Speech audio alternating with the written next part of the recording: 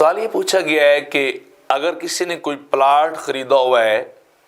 تو اس کے اوپر زکوٰۃ ہوگی یا نہیں ہوگی، یا اگر کسی نے کوئی مکان وغیرہ کرائے پہ دیا ہوا ہے تو اس کی زکوٰۃ کا حکم جو ہے وہ کیا ہے۔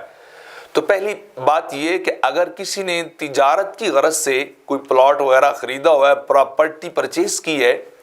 اگر تو صرف اور صرف وہ بزنس پرپس کے تحت لی گئی ہے تو صاحب نصاب ہونے کی صورت میں ہر سال اس کی قیمت کو بھی اکاؤنٹ کر کے اس کے اندر جو ہے وہ زکوٰۃ پڑ جائے گی، وہ 2.5% 2.5% زکوٰۃ دینی ہوگی۔ لیکن اگر کسی نے تجارتی مقاصد سے ہٹ کر اپنے ضروریات کے لیے اپنی اولاد کے لیے کوئی پلاٹ وغیرہ خرید کے چھوڑا ہے کہ بچوں کا مکان بنا دوں گا یا اپنا مکان بنا لوں گا، تو پھر اس پر زکوٰۃ جو ہے وہ فرض نہیں ہے۔ صرف اور صرف اس پر زکوٰۃ فرض ہے جو آپ نے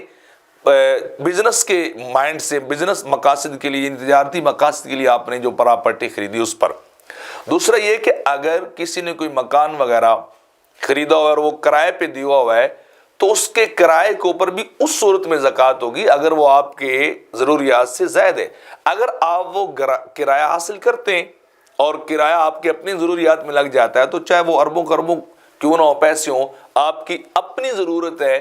تو آپ اس کے اوپر زکوٰۃ نہیں ہے۔ زکوٰۃ صرف اس چیز کے اوپر ہوگی جو آپ کی ضرورت سے زائد اور اضافی چیز ہوگی، تو وہاں آپ کو زکوٰۃ پڑے گی۔ اگر تو آپ کرایہ اتنا لے رہے ہیں کہ وہ آپ کی ضرورت سے زائد ہے